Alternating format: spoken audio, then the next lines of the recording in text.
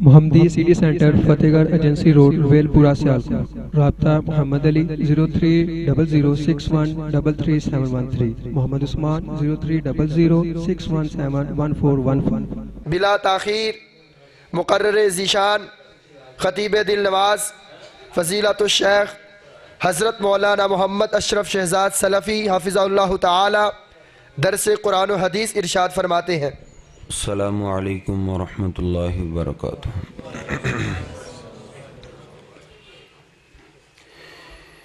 इन्नल हम्दलिल्लाहि नहमदुहु व नस्तईनुहु व नस्तगफिरुहु व नु'मिनु बिही व नतवक्कलु अलैहि व नऊज़ु बिल्लाहि मिन शुरूरि अनफुसिना वमिन सय्यिआति अअमालिना मन यहदिहिल्लाहु फला मुदिल्ल लहु व मन युद्लिल्हु फला हादिय लहु। अशहदु अन ला इलाहा इल्लल्लाहु वहदहु ला शरीका लहु व अशहदु अन्न मुहम्मदन अब्दुहु व रसूलुहु। अल्लाहुम्मा सल्लि अला मुहम्मदिन व अज़वाजिही व ज़ुर्रिय्यतिही कमा सल्लैता अला आलि इब्राहीम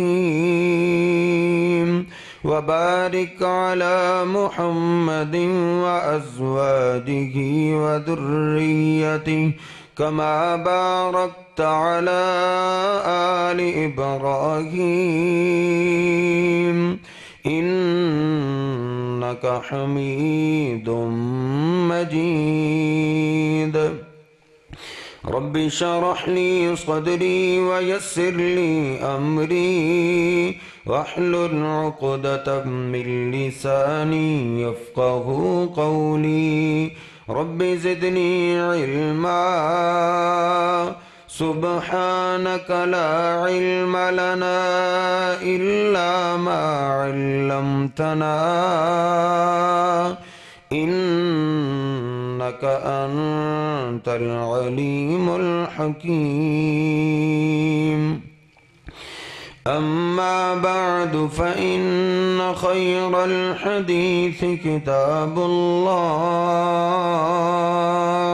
व खैरल हदी हदी मुहम्मदिन सल्लल्लाहु अलैहि वसल्लम व शर्रल उमूरि मुहदसातुहा व कुल्लु मुहदसतिन बिदअह व कुल्लु बिदअतिन ज़लालह व कुल्लु ज़लालतिन फिन्नार। अऊज़ु बिल्लाहिस समीइल अलीम मिनश शैतानिर रजीम मिन हम्ज़िही व नफ़्ख़िही व नफ़्सिही व अक़ीमुस्सलात व आतुज़्ज़कात वरकऊ मअर राकिईन। सुब्हान रब्बिका रब्बिल इज़्ज़ति अम्मा यसिफ़ून व सलामुन अलल मुरसलीन वल्हम्दुलिल्लाहि रब्बिल आलमीन। आजकल हम मुसलमानों की सूरत हाल बड़ी ही काबिल तरस है। आलमी सतह पे हर तरफ ही मुसलमान ही जलीलो ख्वार हो रहे हैं। और अगर हम सिर्फ अपने मुल्क को देखें किस तरह हलाकत के धाने पे खड़ा है, आए दिन फितनों पे फितने आ रहे हैं। और अगर हम अपने सूबे या सिर्फ अपने महल्ले को देखें तो हर घर ही परेशानियों का मरकज़ बन चुका है। बाप भी परेशान है, माँ भी परेशान है, औलाद भी परेशान है, मालदार भी बेचारे, उनको भी सुकून की नींद नहीं आती, गरीब भी परेशानी की ज़िंदगी गुजार रहे हैं। इस कदर परेशानियों का आलम क्यों है कि हर बंदा ही परेशान। शायद आप दूर से किसी को खुशहाल देखें, लेकिन अगर आप उसके पास 5 मिनट लगाएंगे तो शायद आप अपने दुख भी भूल जाएं। ये कैफियत हमारी बन चुकी है। इस कदर परेशानी और मुसीबतें क्यों आती हैं? अल्लाह रब्बुल इज़्ज़त फरमाता है, मा असाबकुम मिन मुसीबतिन फबिमा कसबत अयदीकुम। जो भी परेशानी आती है, सारी परेशानियाँ तुम्हारे गुनाहों की वजह से आती हैं। हमारे गुनाह इतने हो गए हैं कि हम इस कदर गुनाह में डूब चुके हैं कि हम गुनाह को गुनाह नहीं समझते। तो ये परेशानियों का हल बिल्कुल वादे कि अपने गुनाह अल्लाह से बख्शवा लें, परेशानियों का हल हो जाएगा। और गुनाह मुआफ कैसे होंगे? गुनाह मुआफ नमाज पढ़ने से होंगे। नमाज पढ़ने से बंदे के गुनाह मुआफ होते हैं।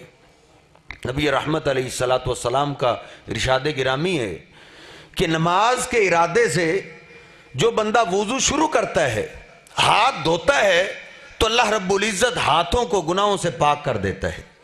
कुल्ली करता है तो ज़बान के गुनाह झड़ जाते हैं। चेहरा धोता है तो आंखों के गुनाह माफ हो जाते हैं। हत्ता के 2 जहानों के सरदार फरमाते हैं, हत्ता तखरुजा खतायाहु मिन तहत अज़फारिही। अगर कोई छोटे से छोटा गुनाह इसके नाखन के नीचे भी छुपा हुआ हो, वुजू से अल्लाह वो भी माफ कर देता है। यह है हमारी परेशानियों का हल। अगर कोई बड़े से बड़ा गुनाह है जो इसका वुजू से माफ नहीं हुआ, 2 जहानों के सरदार फरमाते हैं, अब वुजू से फारग होके जब अल्लाह की अदालत में आके, अल्लाह के हुजूर आके अल्लाह अकबर की सदा लगा के हाथ बांध लेता है और इकरार कर लेता है अल्लाह सबसे बड़ा है, 2 जहानों के सरदार फरमाते हैं, खतायाहु मरफूअतुन अला रासिही। वो बड़े से बड़ा गुनाह भी इसके जिस्म से निकल कर इसके सर के ऊपर आ जाता है। जिस्म इसका गुनाहों से खाली हो जाता है। और फिर जब अल्लाह अकबर कह के सजदे में चला जाता है तो वो बड़े से बड़ा गुनाह भी अल्लाह रब्बुल इज़्ज़त माफ कर देता है। ये है हमारी सारी परेशानियों का हल, नमाज है। नबी रहमत अलैहिस्सलातु वस्सलाम नमाज के लिए अपने हुजरा पाक से निकल रहे हैं। एक सहाबी दरवाजे के पास ही खड़ा है, अर्ज करता है, आका, सहीहुल बुखारी में ये रिवायत मौजूद है, आका से अर्ज करता है, आका अक़िम अलैया हद्दन, मैंने बहुत बड़ा गुनाह किया है, उसकी सजा मुझे दुनिया के अंदर ही दे दो। जो मेरी हद बनती है वो हद मुझ पे कायम कर दी जाए।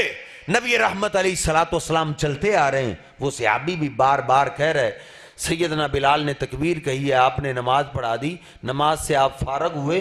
वो सहाबी फिर करीब हुआ, अर्ज करता है, आका मैंने बहुत बड़ा गुनाह किया है, मुझे उस गुनाह की सजा अभी चाहिए, मरने की बाद की सजा मुझसे बर्दाश्त नहीं होगी, मुझे आज सजा दो जो मेरी बनती है। आका फरमाते हैं, अलैसा कद सल्लैत माना, क्या अभी अभी आपने हमारे साथ नमाज पढ़ी नहीं? कहा, आका नमाज तो पढ़ ली है, नमाज तो आपके पीछे बाजमात अदा कर चुका हूं। कहा, लकद गफर अल्लाहु लका ज़ंबका, तेरा जो भी गुनाह था अल्लाह ने नमाज से ही माफ कर दिया है। इसलिए मेरे मोहतरम भाइयों, ये है हमारे गमों का इलाज, हमारी परेशानियों का इलाज ये है कि अपने आप को, अपनी औलादों को नमाजों का पाबंद बनाओ। अगर तुम चाहते हो आपकी औलाद आपकी आंखों की ठंडक बने तो अपनी औलाद को नमाज की आदत डालो। 2 जहानों के सरदार फरमाया करते थे, जुइलत कुर्रतु ऐनी फिस्सलाह, लोगों मेरी आंखों की ठंडक नमाज है। अगर आप अपनी औलादों को अपनी आंखों की ठंडक बनाना चाहते हो तो उनको नमाज का पाबंद बनाना पड़ेगा। बेनमाज औलाद कभी भी अपने वालिदैन की फर्मा बरदार नहीं हो सकती। सुकून मिलेगा नमाज से। नबी रहमत अलैहिस्सलातु वस्सलाम को देख लीजिए ना, आप जब कभी परेशान होते, पहले तो आप सुनते अदा करके जमात के टाइम मस्जिद में आया करते थे, लेकिन कभी आप ज्यादा परेशान होते तो आप पहले ही मस्जिद में तशरीफ ले आते। सैयदना बिलाल अभी मस्जिद में आए नहीं होते थे, पहले ही आ जाते। सैयदना बिलाल उधर से मस्जिद में दाखिल हो रहे होते तो आका बिलाल को दूर से आवाज देते, आई बिलाल अज़्ज़िन अरहना बिस्सलाह, ओ बिलाल जल्दी आओ, अजान कहो। नमाज पढ़ के दिल को सुकून हासिल करते हैं, नमाज पढ़ के सुकून मिलता है। ये दो जहानों को सुकून, दो जहानों के सरदार को सुकून नमाज से मिल रहा है। अगर हम भी पसंद करते हैं ना, हम तो ताश के अड्डे पे चले गए, कोई फिल्म लगा ली, मोबाइल में फेसबुक चला ली, वो टाइम पास नहीं। और नहीं, सुकून चाहते हो तो आओ, नमाज के अंदर आपको हकीकी सुकून मिलेगा। ये दिल को सुकून मिलता है ना, ये दिल वाली मशीनरी किसने बनाई है? अल्लाह रब्बुल इज्जत ने बनाई है। अल्लाह रब्बुल इज्जत पूरी कायनात का निजाम चला रहे। हमारी खुशी और गमी का मालिक एक अल्लाह रब्बुल इज्जत है। और अल्लाह को पूरी कायनात के अंदर सबसे ज्यादा मोहब्बत और प्यार मेरे और आपके महबूब पैगंबर के साथ है। अल्लाह को सबसे ज्यादा प्यार आपसे है, आपसे अल्लाह को मोहब्बत है। और अल्लाह के महबूब पैगंबर को सबसे ज्यादा गुस्सा उस पे आया है जो अजान सुन के भी नमाज देर से पढ़ता है। बेनमाज नहीं, बेनमाज की बात नहीं कर रहा। महबूब को अबू जाल से भी ज्यादा गुस्सा उस पे आया है जिसने अजान तो सुन ली है लेकिन अपने दोस्तों में, अपने कारोबार में, अपने बच्चों में बैठा रहा, खेल कूद में शामिल रहा। नमाज इसने पढ़ तो ली है लेकिन देर से पढ़ी है। आका को इस पे गुस्सा इतना आया है, सहीहुल बुखारी के अल्फाज हैं, आका एक बार इतने गुस्से में आ गए, आका फरमाते मेरा दिल चाहता है अपने मुसल्ले पे किसी और को खड़ा कर दूं और जो अभी तक अजान सुन के मस्जिद में नहीं आए उनके घरों में जाऊं, फउहर्रिका अलैहिम बुयूतहुम, इनके घरों में जाके मेरा दिल चाहता है इनको जिंदा ही आग लगा दूं। ये जिंदा रहने के काबिल नहीं है। जिनके कानों में अल्लाहू अकबर की सदा तो गूंजी है, फिर भी इन्होंने अपने कारोबार को नहीं छोड़ा, अपनी महफिलों को नहीं छोड़ा, अपने घर बार को नहीं छोड़ा, मस्जिद में नहीं आए। मेरा दिल चाहता है इनको जिंदा आग लगा दूं। इतना गुस्सा तो आका को उस पे आया है जो नमाज देर से पढ़ता है। पूछिए उलमा से, पूछिए उलमा से, मदीना पाक के अंदर एक भी कलिमा पढ़ने वाला बेनमाज नहीं था। अगरचे मुनाफिक ही होता था, कोई एक भी बेनमाज नहीं। हाँ, कईयों की आदत थी नमाज देर से पढ़ा करते थे। आका को इतना गुस्सा उन पे आया जो नमाज देर से पढ़ते हैं। बताओ, जो सिरे से पढ़ता ही ना हो उस पे गुस्से का आलम क्या होगा? फिर उस घर के अंदर सुकून कैसे आएगा, राहत कैसे आएगी? जिस घर के अंदर अल्लाह के महबूब पैगंबर का गुस्ताख बसता हो, उस घर के अंदर अमन और सुकून और चैन नहीं आ सकता। शेर खुदा जनाब अलीजुल मुर्तजा की बात मैंने पढ़ी है, मैंने सैयदा उम्मे सलमा की रिवायत पढ़ी है, मैंने सैयदना अनस रज़ी अल्लाह ताला अन्हु का कलाम पढ़ा है, मैंने अपनी माँ ऐशा की बात पढ़ी है कि दो जहानों के सरदार जब दुनिया से जा रहे थे ना, आपका आखिरी कलाम यही था, अस्सला अस्सला वमा मलकत ईमानुकुम। मेरी उम्मत के लोगों, मैं तो तुम्हें छोड़ के जा रहा हूं, मेरे जाने के बाद नमाजों का ख्याल रखना, नमाजों का ख्याल रखना। महबूब पैगंबर का आखिरी वसीयत यही है। बताओ, गुस्ताख से गुस्ताख बेटा आप जानते नहीं? आपके मोहल्ले के अंदर एक बेटा है जिसने अपने बाप की कभी नहीं मानी, पूरा मोहल्ला जानता है बड़ा गुस्ताख, बड़ा नाफरमान है, लेकिन इसका बूढ़ा बाप मरते हुए अगर कोई आखिरी वसीयत कर जाए ना, ये गुस्ताख बेटा भी अपने मरे हुए बाप पे इसको तरस आ ही जाता है। ये अपने बूढ़े बाप की आखिरी वसीयत को कभी नहीं छोड़ता। हमने तो अपने महबूब से वो सलूक भी नहीं किया जो एक गुस्ताख बेटे का अपने बाप से। नहीं, एतमाद नहीं ना, अपने महबूब पैगंबर से वो दिल लगी नहीं, वो प्यार नहीं, वो मोहब्बत नहीं जो होनी चाहिए थी। ये है असल में मोहब्बत, जिस मोहब्बत से हम दूर हैं। फतवों की मशीन तो हर एक की जबान पे है ना। झंडी लगाने वाला झंडी ना लगाने वाले को गुस्ताख कहता है, ना लगाने वाला लगाने वाले को गुस्ताख कहता है। बदनसीबी का आलम यह है, दोनों पक्के बेनमाज हैं। बेनमाज आदमी का इस्लाम से क्या वास्ता, क्या ताल्लुक? महबूब पैगंबर की आखिरी वसीयत को कोई हैसियत ही नहीं दी। सहाबा इकराम को देखो जिन्होंने हैसियत दी, फिर अमन आया था ना। आधी दुनिया पे हुकूमत थी, एक मोहल्ला एक गली की बात नहीं, एक सूबे या एक मुल्क की बात नहीं कर रहा। आधी दुनिया के अंदर अमन ऐसा आ गया था, जज फारग बैठे रहते थे, कुछ चोरी डकैती कत्ल का केस नहीं आता था। सहाबा इकराम ने क्या किया था? काफिर मान गए थे एक उम्र और पैदा हो जाए ना, पूरी दुनिया के अंदर अमन आ जाएगा। काफिर मान गए थे। उमर फारूक रदी अल्लाह ताला ने क्या किया था? उस दौर के अंदर तो टेक्नोलॉजी ने इतनी तरक्की भी नहीं की थी कि मोबाइल पे आज पैगाम नया जा रहा है, आज जा रहा है, नहीं, खतो किताबत का सिलसिला चलता था। लेकिन अमीरुल मोमिनीन की आधी दुनिया पे जो हुकूमत थी, इस पूरी हुकूमत के अंदर कोई भी मुसलमान बेनमाज नहीं था, एक भी। और अमीरुल मोमिनीन जब कभी अपने किसी गवर्नर की तरफ खत लिखते थे ना, नया पैगाम नया हुक्म भेजते, वो नया हुक्म नीचे लिखा होता था और उसके ऊपर ये लाइन जरूरी लिखी होती थी, बिस्मिल्लाह के बाद पहली लाइन ये हुआ करती थी, इन्ना अहम्मा उमूरिकुम इंदिस्सलाह। ओ मेरे गवर्नर, जो मेरा नीचे नया हुक्म आ रहा है ना, वो मेरे यहां अहम नहीं है, उसकी इतनी हैसियत नहीं मेरे यहां जितनी अहमियत नमाज की है। अपनी रियाया से नमाज का ख्याल करवाते रहना, नमाज की पाबंदी की तलकीन करते रहना। हर नए हुक्म से पहली लाइन अमीरुल मोमिनीन ये लिखा करते थे। और ऐसे नहीं कि लोगों को नमाज का दर्स देते हों और हम मौलवियों की तरह लोगों को बड़े वाज हैं, बड़े दर्स हैं और खुद पतले दर्जे के बेनमाज। डॉक्टर तैयब रहमान ज़ैदी साहब बता रहे थे कि घर मस्जिद के ऊपर है, मौलवी साहब का अजान सुन के नमाज पढ़ने के लिए नहीं आता।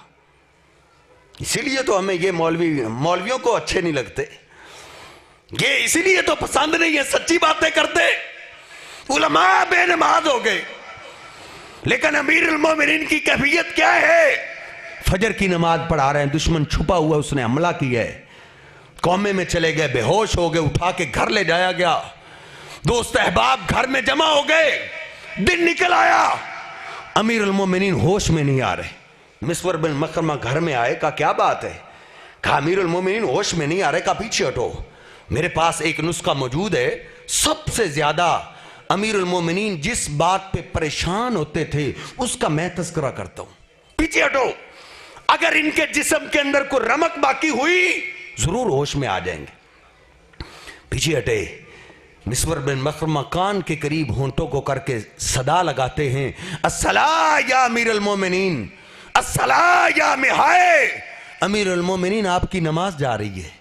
अमीरुल मोमिनीन सबने नमाज पढ़ ली है, आपकी नमाज बाकी है, आपने अभी नमाज नहीं पढ़ी। कोई दुआई नहीं सुंगाई गई, सिर्फ कान के अंदर नमाज की आवाज पड़ी है। अमीरुल मोमिनीन सर को हिलाते हुए उठ बैठे, कहते हा हा वहा हा ला हज़्ज़ा फिल इस्लाम मन ला सलाह। उसके पास इस्लाम का कोई भी हिस्सा नहीं जिसके पास नमाज नहीं। हमारे पास नमाज ही तो है, जिसके पास नमाज नहीं उसके पास कुछ भी नहीं। इस कैफियत में देखा आंतड़ियां बाहर हैं, जख्मों से खून बह रहे, खा पानी लाया जाए। अमीरुल मोमिनीन पानी का खा वुजू करना है। अमीरुल मोमिनीन जख्मी हो तयम्मुम करना ही, मेरे वुजू वाले आज़ा जख्मी नहीं है, हो सकता है मेरी जिंदगी की आखिरी नमाज हो, मैं पानी के साथ वुजू करके नमाज पढ़ूंगा। इस मौतो हयात की कश्मकश में अमीरुल मोमिनीन ने वुजू करके सबसे पहला काम नमाज अदा किए। हम पक्के नमाजियों की कैफियत ये, छोटी सी सर दर्द हो जाए नमाज भूल जाते नहीं। नमाज के निजाम को अपने घर के अंदर कम से कम कायम कर, आपका घर सुकून का गहवारा बनेगा। फिर कभी यह शिकायत नहीं निकलेगी जी मैं बाहर से इतना परेशान जाता हूं, घर जाता हूं तो कोई और मुसीबत खड़ी होती है। ये सब बेनमाजी की नहुसत है। बेनमाज सबसे बड़ा अल्लाह का नाफरमान है। लेकिन तबाही तो यह है हम इसको गुनाह नहीं समझते। अल्लाह की कसम, जना बहुत बड़ा गुनाह है, डाका बहुत बड़ा गुनाह है, इनसे कहीं बड़ा गुनाह है एक नमाज जानबूझ के छोड़ देना। एक नमाज की बात है, एक नमाज। दो जहानों के सरदार फरमाते हैं मन तरक सलातम मुतअम्मिदन फकद कफरा जिहारा। आका फरमाते जिसने एक नमाज जानबूझ के छोड़ दी, अजान इसने सुनी है, कोई शरई उज़र नहीं, सफर पे नहीं था, बेहोश नहीं था, होश में है, कोई शरई उज़र नहीं, बगैर शरई उज़र के इसने एक नमाज जानबूझ के छोड़ी है, इसने इतना बड़ा जुर्म किया है, इसने चौक में खड़े होकर लोगों की मौजूदगी में यह कह दिया है, लोगों मैं मोहम्मद को अल्लाह का रसूल नहीं मानता। जिसने एक नमाज जानबूझ के छोड़ी, सिर्फ एक नमाज, और हमारी छत के नीचे पक्के बेनमाज रहते, फिर सुकून कैसे आएगा? ड्यूटी पे ना जाए, कारोबार के लिए ना जाए, मां गुस्से होती है, बाप गुस्से होती है, नमाज पे कोई टस से मस नहीं, फिर अखबारात भरे पड़े हैं ना, फलां बेटे ने जायदाद के मसले के अंदर बाप को जिबा कर दिया है। ये जब बेनमाजों से घर भरे रहेंगे तो यही होगा, फिर ऐसे आफतें आएंगी, फिर ऐसे मुसीबतें आएंगी। मेरे मोहतरम भाइयों, ठंडे दिल के साथ सोचिए, दो जहानों के सरदार फरमाते, सहीह बुखारी की रिवायत है, मन तरक सलात अल असरी मुतअम्मिदन फकद हबित अमलुहु। 10 साल का नमाजी है, 20 साल का नमाजी है, 30 साल हो गए, 40 साल हो गए, इसने कभी नमाज का नागा नहीं किया, लेकिन कभी इसने असर की एक नमाज जानबूझ के छोड़ दी।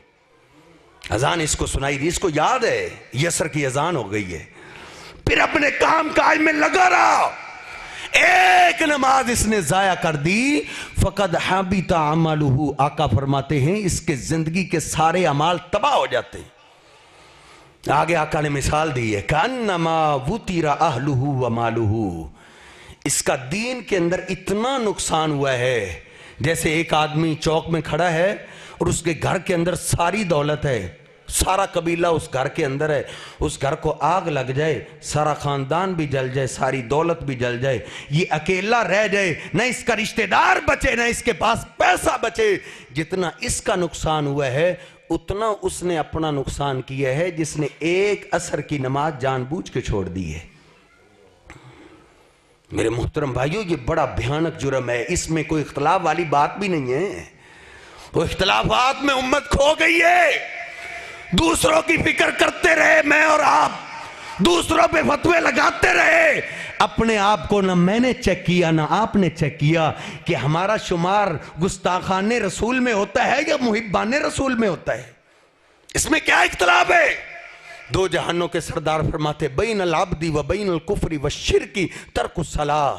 तुम्हें कैसे पता चलेगा ये मुसलमान है, ये मुशरिक है, ये काफिर है, ये मुसलमान है, कैसे पता चले? कहा नमाज को देखो, नमाज पढ़ने वाला मुसलमान है, बेनमाज आदमी का इस्लाम से ताल्लुक नहीं।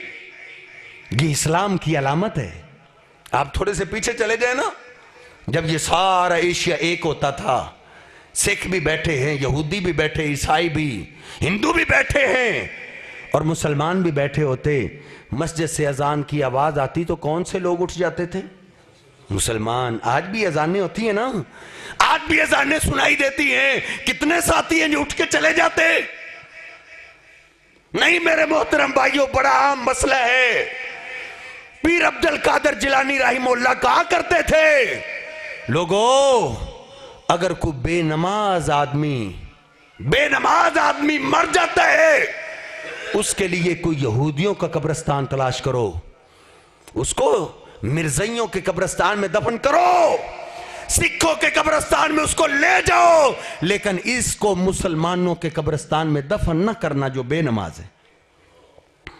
बल्कि वो कहते हैं बेनमाज तो ऐसा है, मुझे मेरे रब से इतना डर लगता है, वो मेरे महबूब पैगंबर की आखिरी वसीयत को भी कोई हैसियत नहीं देता, तो मुझे इतना खतरा है कि अगर बहुत बड़ा काफिला हो, कहते हैं 100 ऊंटों की लंबी कतार वाला, पहले काफिले गाड़ियां ऊंट ही हुआ करते थे, 100 ऊंटों की लंबी कतार है और इतना बड़ा काफिला है और मुझे दावत दें तो मुसलमानों की दावत तो कबूल करनी चाहिए। लेकिन अगर मुझे पता चल जाए इतने बड़े काफिले के अंदर एक शख्स बेनमाज है, बेनमाज है और बैठा भी सबसे आखिरी ऊंट पे है, सबसे आखिरी ऊंट पे। पीर अब्दुल कादिर जिलानी रहमतुल्लाह फरमाते, अल्लाह की कसम है मैं इस काफिले के करीब नहीं जाऊंगा, मुझे मेरे रब से डर लगता है उस बेनमाज की वजह से मुझ पे भी अल्लाह का अजाब ना आ जाए। हमारे घर के अंदर बेनमाज रहता है और हम फिर समझते हैं कि अल्लाह की तरफ से सुकून और अमन आ जाए। नहीं, ये बेनमाज नमाज को छोड़ना बहुत बड़ी मेरे रब की नाफरमानी है, बहुत बड़ा भयानक जुर्म है। बेनमाजों के साथ दोस्ती ये छोड़ दो, उनको दावत दो नमाज की, मानते ठीक है, मगर ना अपनी औलादों का अपने आप का ताल्लुक बेनमाजों से खत्म कर दो। नाजिया तोफावी के पास कातबे वही है, सहाबी रसूल है, जो वही लिखा करता था, कुरान के नुस्खे लिख लिख के लोगों को दिया करता था। इनके पास एक खातून आई अपने शौहर की शिकायत लेके, क्या कहती, इन्ना ज़ौजी यदाउ सलाता अहयानन। नाजिया तोफाई, आप कातबे वही हैं, सहाबी रसूल हैं, आपकी तरफ फतवा लेने के लिए मुझे भेजा गया है। कहा क्या बात है? कहा मुझे बताओ, मेरा खामद जो है वो कभी कभी नमाज छोड़ देता है, घर में रहता है, अजान सुनता है, कभी तो चला जाता है, कभी नहीं जाता, और फिर घर में भी नमाज नहीं पढ़ता, कभी कभी वो नमाजें बिल्कुल छोड़ना शुरू हो गए हैं। मुझे बताओ, मैं ऐसे खामद के निकाह में रह सकती हूं? साहबी रसूल ने क्या फरमाया, इन्नकी फाजिरतुन, तुम ऐसी खातून हो जो मेरे रब की नाफरमान हो। जेती मिर रजुलिन फाजिरिन, और तेरा शौहर तुझसे बड़ा मेरे रब का नाफरमान है। ये तो घराना ही नाफरमानों का है, सिर्फ एक बंदा उस घर में है जो कभी कभी नमाज छोड़ता है, कभी कभी। इस तरह हम ये कैफियत हम पक्के नमाजियों की है, कभी कभी नमाज पढ़ ली, दिल आया, वगरना बाकी तो अल्लामान वाला फीस, बाकी तो है साल बाद ईद पढ़ने वाले, ईद पढ़ने वाले। हाँ, ज्यादा मार का मारेंगे तो जुमे की पढ़ लेंगे। ये कैफियत हम मुसलमानों की बन चुकी है। एक शेख फरमा रहे थे कि पाकिस्तान की कैफियत ये है, 100 में से 2 बंदे नमाजी हैं, 2% लोग नमाजी हैं, 98% लोग बेनमाज हैं, पक्के बेनमाज हैं। वो क्या कहती है, मेरा खामद कभी कभी नमाज छोड़ देता है, कभी पढ़ता है कभी छोड़ देता है। कहा नहीं, तुम बेदीन घराने से आई हो, तू फाजिरा औरत है, तेरा खामद भी फाजिर है, तुमने उससे निकाह क्यों किया?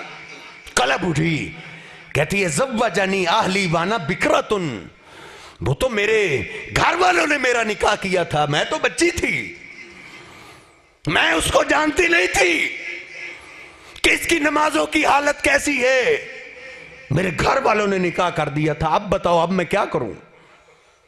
साहबी रसूल ने कहा कि ऐसे खामद के निकाह में तो तेरा रहना दुरुस्त नहीं मुझे लग रहा।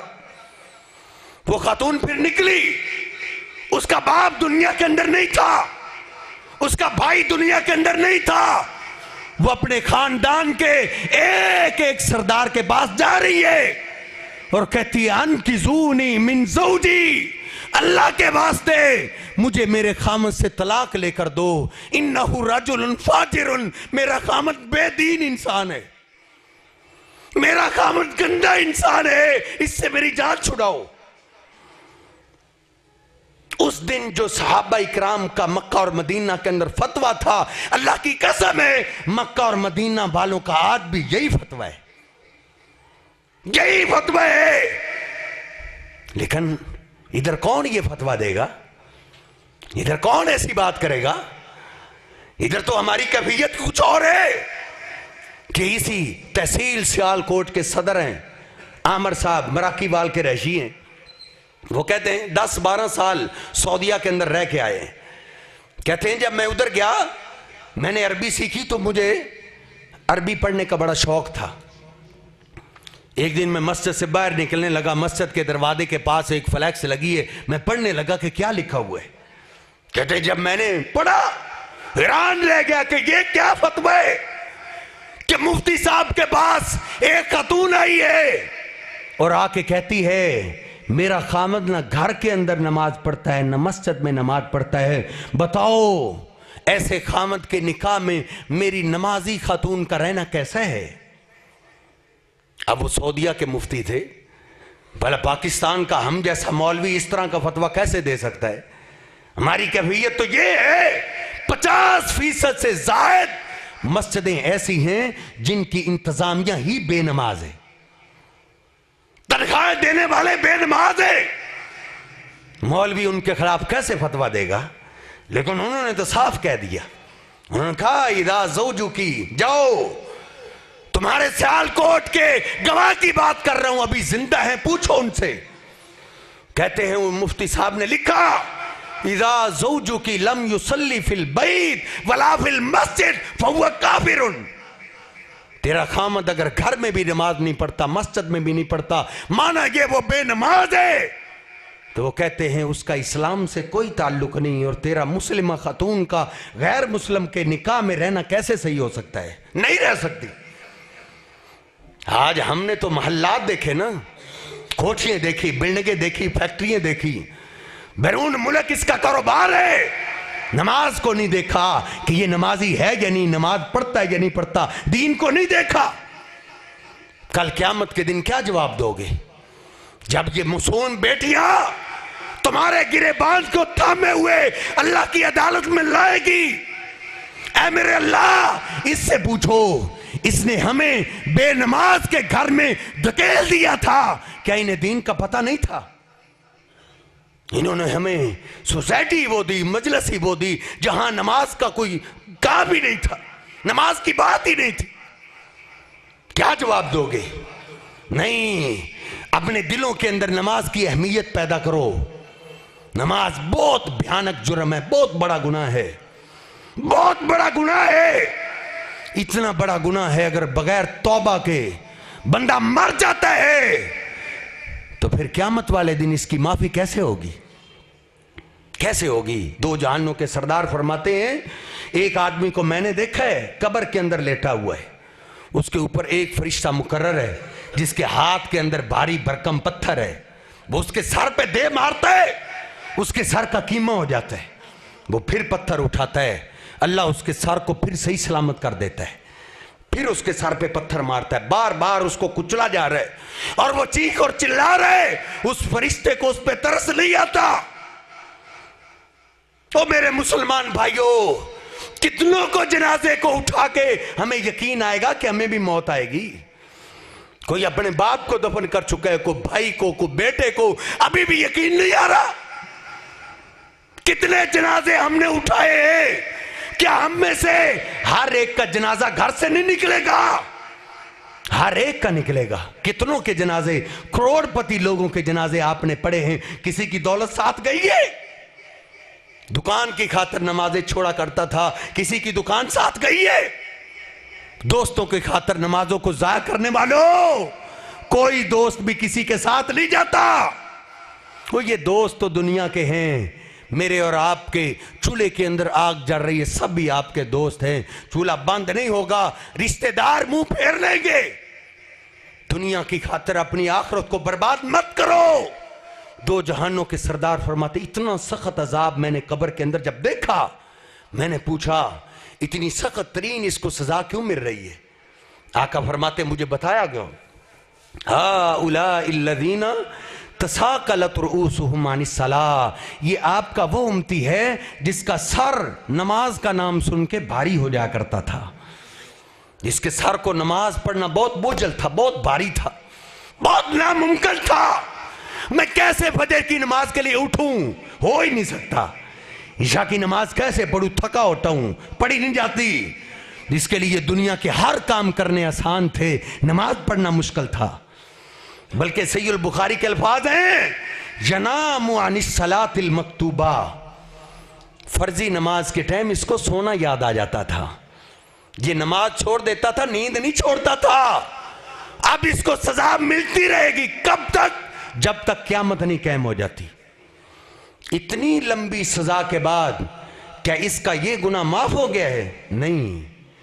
महबूब पैगंबर ऐसे नहीं आखिरी जिंदगी में कहते हुए गए कि नमाजों का ख्याल रखना, नमाजों में सुस्ती करके मेरे पास क़यामत वाले दिन ना आना, नमाजों की हिफाजत करते करते आना। आका ने क्यों कहा था? ये मेरे रब की भयानक नाफरमानी है।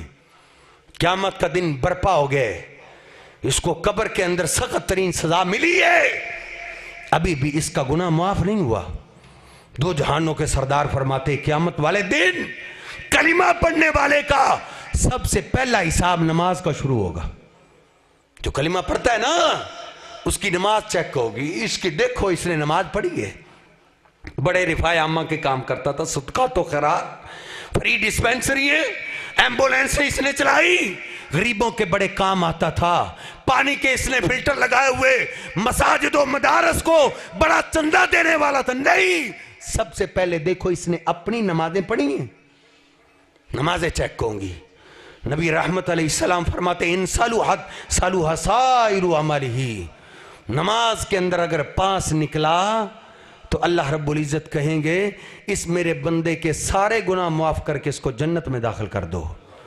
जिसने नमाजों का लिहाज रखा है, जो नमाजों का पाबंद है, वो बाकी भी पाबंदी करता रहा होगा। लेकिन वाइन फसद साइरु अमली, नमाज के पेपर में फेल हो गया है। कलिमा पढ़ने वाला था, जद्दी पुश्ती मुसलमान था, लेकिन नमाजें इसकी पूरी नहीं निकल रही। अल्लाह रब्बुल इज्जत को बताया जाएगा, अल्लाह, वो अल्लाह तो पहले ही जानता है। हिसाब किताब फरिश्तों से पूछा जाएगा गवाह बनाने के लिए, बताओ इस मेरे बंदे की नमाजों का आलम क्या है? अल्लाह, कोई नमाज नहीं, कोई नमाजें पूरी नहीं है। अल्लाह रब्बुल इज्जत की तरफ से ऐलान होगा, इसको फेंको जहन्नम के उस गड्ढे में, सारी नेकी बर्बाद, इसको जहन्नम के उस गड्ढे में फेंको। मा कारून व फिरौन, जिस गड्ढे के अंदर फिरौन जल रहा है।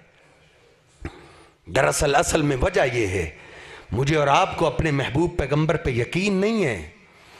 यकीन हो फिर तसव्वुर नहीं किया जा सकता कि हम नमाजों के अंदर कभी सुस्ती कर जाएं। ये ख्यालात, ये नमाज की अहमियत खत्म क्यों हो गई? हमें एतमाद नहीं रहा। काश आपके दौर के काफरों जितना हमें यकीन हो जाए, काफरों जितना। वो काफर ही था ना जो कहता था मेरे बेटे की मौत जंगल के अंदर आएगी, मेरे बेटे को जंगल का दरिंदा खाएगा। उसको काफरों ने पूछा था तुझे कैसे पता चला है? कहा हम उस पे ईमान नहीं लाए, लेकिन मेरा दिल तस्लीम करता है उनकी जबान से निकली हुई बात गलत नहीं हो सकती। काफरों को एतमाद था। नबी अलैहिस्सलातु वस्सलाम की हदीस नहीं तो कुरान मजीद पढ़ लो। कुरान मजीद के अंदर अल्लाह रब्बुल इज्जत ने क्या नक्शा बयान किया है। जन्नती लोग जब जन्नत के अंदर होंगे तो उनके सामने अल्लाह रब्बुल इज्जत जहन्नमियों की वीडियो कर देगा। वीडियो का लाइव। आज तो इस पे ईमान लाना को मुश्किल ही नहीं है ना। सहाबा तो उस दौर में मान गए थे, कोई एतराज नहीं किया था। जिस दौर के अंदर टेक्नोलॉजी ने इतनी तरक्की नहीं की थी। आज तो आप इधर बैठे हैं, सऊदीया के अंदर लाइव वीडियो कॉल हो रही है, इंग्लैंड के अंदर हो रही है, बरतानिया में हो रही है, अमेरिका में हो रही है। उस जन्नत के अंदर वो लाइव कॉल करेंगे वीडियो। जन्नतियों के सामने अल्लाह रब्बुल इज्जत उनके मोहल्लेदारों की रिसर्च की जाएगी। उनके मोहल्लेदारों की वीडियो जन्नतियों के सामने आ जाएगी। पहचान लेंगे ये तो हमारे मोहल्लेदार हैं, इकट्ठे पढ़ने वाले, इकट्ठे खेलने वाले, इकट्ठे कारोबार करने वाले। देखते ही जन्नती पुकारेंगे, क्या कहेंगे? 29वां पारा है, फी जन्नाती यतसालून अनिल मुजरिमीन मा सलककुम फी सकर। पूछेंगे और तुम तो हमारे मोहल्लेदार थे, तुम जहन्नम के अंदर कैसे आ गए? हम तो जन्नत में आ गए, तुम तो जद्दी पुश्ती मुसलमान थे, और तुम्हें जहन्नम में कौन सी चीज ले आई है? अब वो क्या कहेंगे? हम कलिमा नहीं पढ़ते थे। क्या वो कहेंगे कि हम साल बाद मिलाद नहीं मनाया करते थे? क्या कहेंगे हम साल के बाद जलसा नहीं कराया करते थे? अब इस्लाम यहां तक रह गया, बस यहां तक। साल के दिन एक साल बाद एक दफा मिलाद मना लो। और हमारे अहले हदीसों की भी यही कैफियत बन चुकी है, साल के बाद जलसा करवाओ। कॉन्फ्रेंस करा दो, बस यही मुसलमानी है। अल्लाह की कसम है, मैं अपने गांव की बात कर रहा हूं। जलसे की बड़ी बातें करते हैं, जलसा होना चाहिए जी, कॉन्फ्रेंस कराओ। कॉन्फ्रेंस हुई, खत्म हो गई, उसी दिन फजर की नमाज पे उनमें से कोई भी नहीं आया। पूरे 11 महीने बेनमाज इस्लाम समझा उन्होंने बस जलसे को। और कई तो बदनसीब ऐसे जमीन पे आ गए कि जो कहते हैं बस साल बाद हमें भैंस का एक नजराना दे दिया करो, नमाजों की कोई जरूरत नहीं, बस हम जाने और अल्लाह जाने। ये कैफियत बन चुकी है। जहां वो सब ऐसे हों, उलमा और बरादरी सब ऐसी हों, वहां अमन और सुकून और अल्लाह की तरफ से मदद कैसे आएगी? बर्मा के अंदर आग नहीं लगी, क्यों लगी है? फलस्तीन क्यों जल रहा है? सऊदिया के अंदर, कश्मीर के अंदर मुसलमानों को मार क्यों पड़ रही है? सब बेनमाज हैं, हर मुल्क बेनमाजों से भरा हुआ है। मक्का शहर के अंदर मैंने देखा है, मक्का शहर के अंदर मुझे एक साथी अपनी रैश पे ले गया, रास्ते के अंदर एक जगह देखा, हरम मक्का के अंदर मौसीकी लगी है, गाना चल रहा है, नमाज पढ़ के हम आ रहे हैं, और उधर के नौजवानों ने अपने मुंह के अंदर पान डाले हुए और वो मौसीकी सुन रहे हैं। कहां बैठ के? मक्का के अंदर बैठ के, हरम में। मैंने पूछा ये बदनसीब कहां से हैं जो इधर रहते हुए इनको नमाज की कोई फिक्र नहीं? मेरे साथी ने मुझे बताया कि ये बर्मा के लोग हैं, ये बर्मी है, बर्मी। तो जब मुसलमानों की कैफियत ये हो जाए तो फिर अल्लाह की तरफ से मुसीबतें ना आएंगी तो क्या आएगा? सूरह बनी इसराइल का पहला रुकू पढ़ना। जब मुसलमानों पे अल्लाह नाराज होता है तो मुसलमानों को अजाब देने के लिए अल्लाह काफिर मुसल्लत करता है। बनी इसराइल पढ़ पहला रुकू। आज घरों के घर बेनमाज हैं, अगर कोई ऐसी मौलवी बात कर दे, बस एक बात कह के महबूब पैगंबर की सारी हदीसों की नाफरमानी करते, झुठला देते।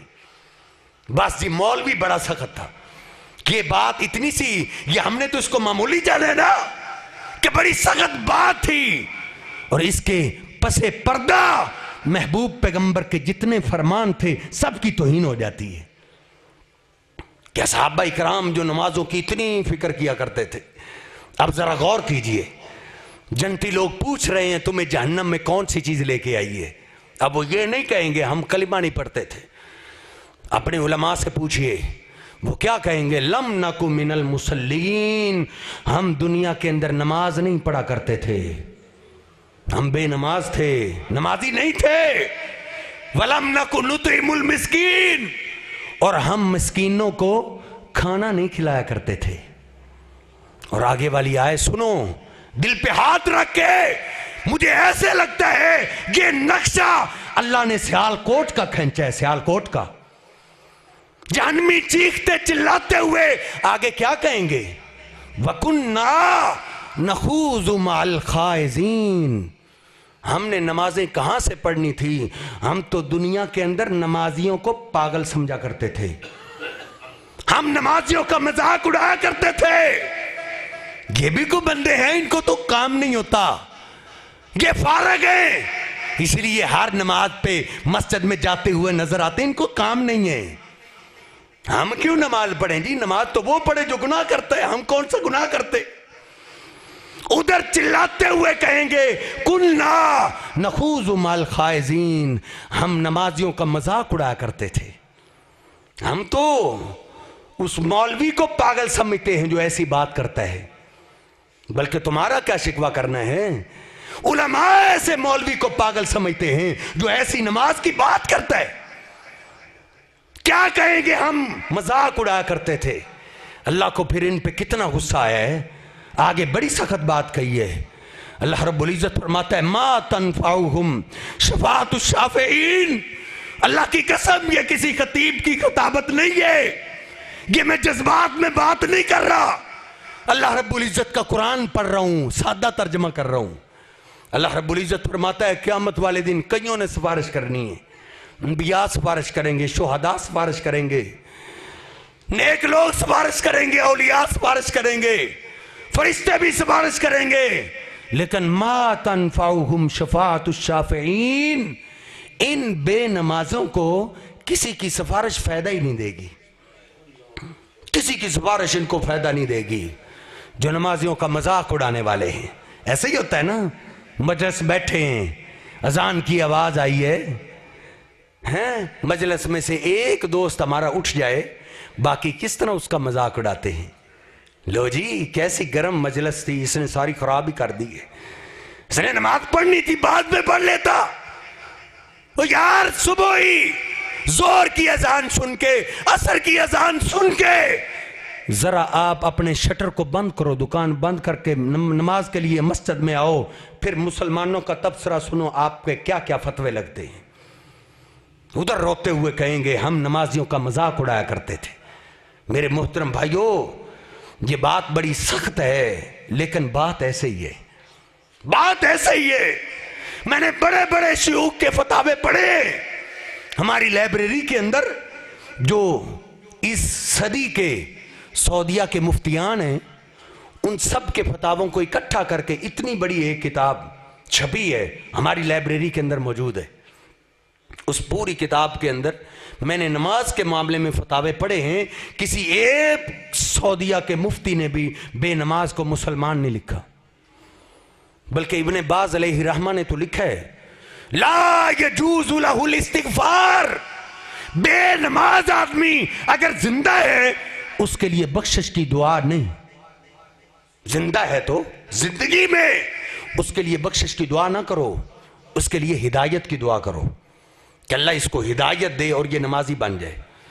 हाँ, अगर इसको हिदायत मिल जाती है तो ठीक है, फिर तो इसके लिए बख्शिश ही बख्शिश है। अगर इसी बेनमाजी के आलम में ये मर जाता है, कहते हैं ला यजूज़ु लहुल इस्तिग़फ़ार, मुसलमानों की तरह इसका जनाजा जायज ही नहीं है, इसका जनाजा पढ़ाना जायज नहीं है। ये सऊदिया के मुफ्तियान के फतवे हैं। बाकी तो लच्छेदार में तकरीरें कर सकता हूं, बातें कर सकता हूं, आपको मुतमइन करने के लिए, खुश करने के लिए बड़ी, लेकिन हकीकत बात यह है, मैं अपनी आखिरत को बर्बाद करने के लिए आपको धोखा नहीं दे सकता।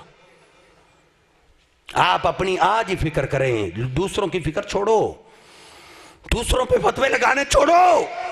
हम फिरका वराना गुफ्तगू के अंदर ऐसी दलदल के अंदर फंसे हैं, अपनी फिक्र ही हमने छोड़ दी है, अपनी हमने परवाह ही नहीं की कि मैं किस वो हलाकत के धाने पे खड़ा हूं। लोगों को तो हम कहते हैं फलां गुस्ताख है, फलां ऐसे है, फलां जो है वो मुशरिक हो गया है, फलां बिद्दी हो गया है, लेकिन अपने आप को ना मैंने देखा ना आपने देखा नहीं। मेरे मोहतरम भाइयों, ये मामला बड़ा ही आम है। नमाज के मामले के अंदर अपने आप को सीरियस लीजिए, अपने ऊपर या अय्युहल्लज़ीना आमनू कू अनफुसकुम, मल्लेदार नहीं, मुल्क वाले नहीं बताए अल्लाह ने सबसे पहले कहा, ए ईमान वालों अपने आप को पहले बचाओ जहन्नम से, कू अनफुसकुम वाहलीकुम, फिर घर वाले को, फिर अपनी औलाद को नमाज का पाबंद बनाओ, अपने बेटे को अपनी बेटी को। देखो ना हमारे महबूब पैगंबर ने क्या फरमाया है, आपका बेटा आपकी बेटी, उनकी उम्र 7 साल की हो गई है, 7 साल उनकी उम्र है, अब उनको नमाज सिखानी शुरू कर दो। अपने बेटे को उंगली पकड़ के हर नमाज पे मस्जिद में लेके आओ, 3 साल तक ट्रेनिंग कराओ, 3 साल तक। यही वजह है सहाबा इकराम के ज़माने में, नबी अलैहिस्सलाम के दौर में जितनी सफ़ें बड़ों की हुआ करती थी, उतनी ही सफ़ें पीछे बच्चों की हुआ करती थी। अरे कहाँ है ये शौक, कहाँ चला गया? नमाज की तलकीन करने वाला बाप कहाँ से मिलेगा? कहा 3 साल तक ये ट्रेनिंग कराओ, 3 साल के बाद अब आपके बेटे या बेटी की उम्र 10 साल की हो गई है, 3 साल तक ड्यूटी अदा करते रहो, सारा दिन काम के पे गए रहे हो, शाम को वापस आए हो, आते ही खाना खाने से पहले अपने बेटी और बेटी से पूछो आज कितनी नमाजें पढ़ी हैं, कितनी छोड़ी। हर रोज हिसाब लो, हर रोज, बैरून मुल्क भी है, हर रोज शाम को कॉल करो, आज कितनी नमाजें पढ़ी है मेरे बेटे ने, आज मेरी बेटी ने कितनी नमाजें पढ़ी है। 3 साल तक ये ड्यूटी अदा कर, महबूब पैगंबर ने मेरी और आपकी ये जिम्मेदारी लगाई है। अब आपके बेटे बेटी की उम्र 10 साल की होगी ना, आका फरमाते वज़रिबूहुम अलैहा वहुम अबनाउ अशर सिनीन। अब अगर आपका बेटा या बेटी नमाज के अंदर सुस्ती करें तो उनको मारो। हालांकि मेरे और आपके महबूब पैगंबर के अच्छे अखलाक का आलम यह था, आपने जिंदगी के अंदर कभी भी किसी बच्चे को थप्पड़ भी नहीं मारा। सैयदना अनस फरमाते मैंने 10 साल महबूब पैगंबर की खिदमत की है। मारना तो बड़ी दूर की बात है, बुरा भला कहना तो बड़ी दूर की बात है। 10 साल के अरसे में आपने मुझे कभी डांटा भी नहीं था, सख्त लफ्ज कभी नहीं बोला था। आप कह रहे हैं, हुक्म दे रहे हैं, 10 साल की उम्र हो गई है। अगर चाहते हो ये 10 साल वाला बेटा और बेटी आपकी आंखों की ठंडक बने, डंडा उठा, घर के अंदर डंडा लटका दे। नमाजों के मामले के अंदर सुस्ती कभी बर्दाश्त ना कर। साहबा ने यही किया था। बातें तो बड़ी हैं, आखिरी बात अर्ज करता हूं। एक सहाबी और उनका बेटा रूम की जंग के अंदर शरीक थे।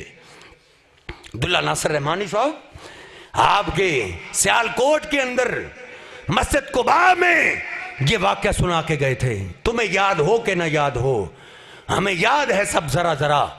मैंने फिर इस वाकया को तलाश किए, अल-मुजमुल औसत तिबरानी के अंदर मैंने इस वाकया को पाया है।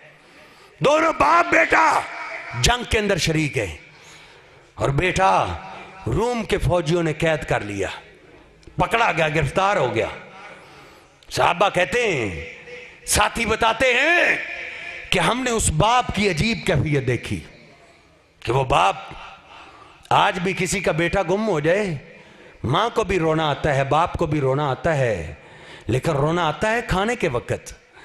नाश्ता कर रहे होते हैं, साथ रो रहे होते हैं कि पता नहीं हमारे बेटे को भी नाश्ता मिला या नहीं मिला, दोपहर को खाना मिला या नहीं मिला, खाने की फिक्र रहती है।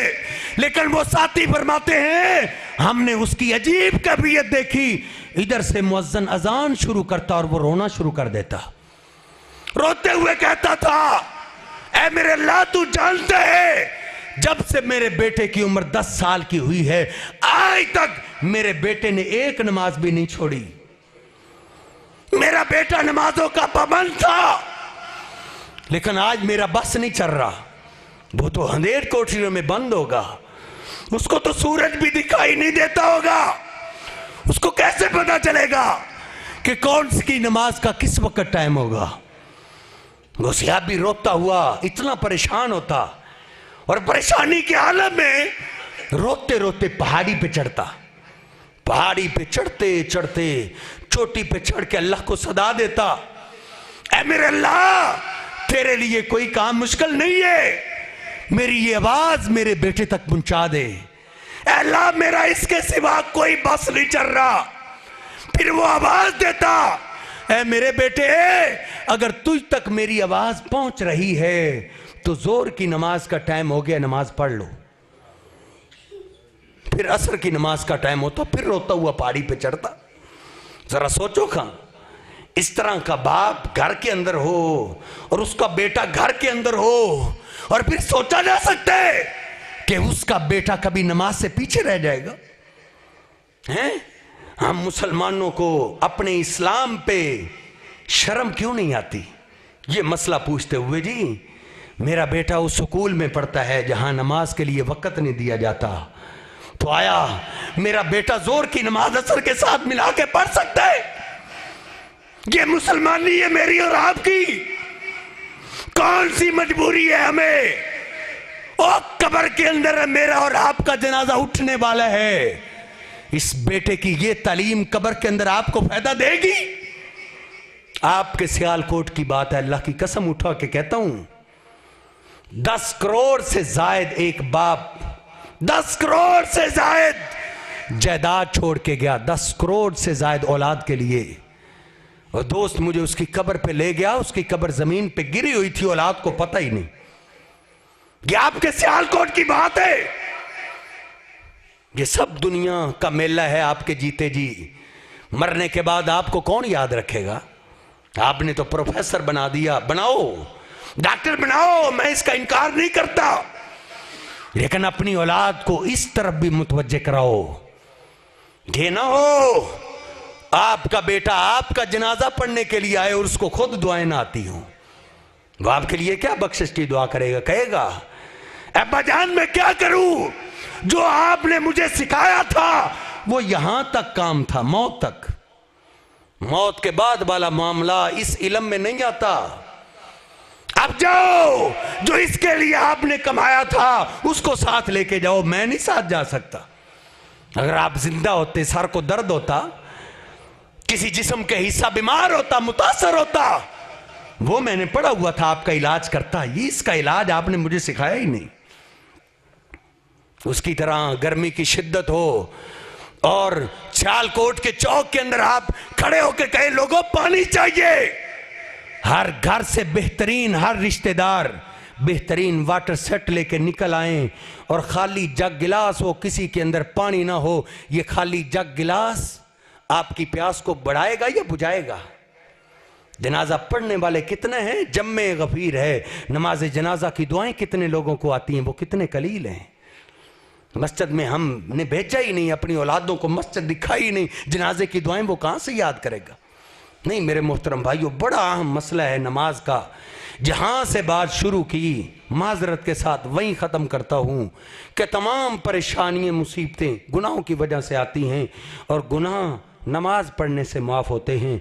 दो जहानों के सरदार फरमाते हैं, ऐ मेरे साथियों मुझे बताओ, सहीह बुखारी में अगर किसी के दरवाजे के सामने नहर चलती हो, नहर, और वो पानी का जो उसके घर के पास इंतज़ाम है, उसके अंदर हर रोज़ 5 मरतबा नहाए, 1 2 3 बार नहीं, 5 बार गुस्ल करे, हल यबका मिन दारनिही शैउन, क्या उसके जिस्म पे कोई मैल कुचैल बाकी रहेगी? साहबा ने कहा ला यबका, का नहीं बचेगी। 5 बार नहाने से मैल कुचैल कैसे बाकी रह सकती है? आका फरमाते हैं फ़कज़ालिका मसलुस सलावातिल खम्सी, यही मिसाल 5 नमाजों की है। 5 नमाजों के पाबंद के जिस्म के साथ गुनाह बच ही नहीं सकता। अल्लाह रब्बुल इज़्ज़त मुझे और आपको 5 वक़्त की नमाज अदा करने की तौफीक अता फरमाए। अल्लाह हमें अपने घरों का माहौल इस्लामी बनाने की तौफीक अता फरमाए। अल्लाह हमें अपने दोस्त अहबाब को भी नमाज की दावत देने की तौफीक अता फरमाए। अल्लाह रब्बुल इज़्ज़त हमें जब तक ज़िंदा रखे, ईमान की हालत में ज़िंदा रखे। जब मौत आए अल्लाह रब्बुल इज़्ज़त ईमान की खूबसूरत हालत की शहादत की मौत नसीब फरमाए। वक़ूलु क़ौली हाज़ा अस्तग़फ़िरुल्लाह ली व लकुम व लिस्साइरिल मुस्लिमीन।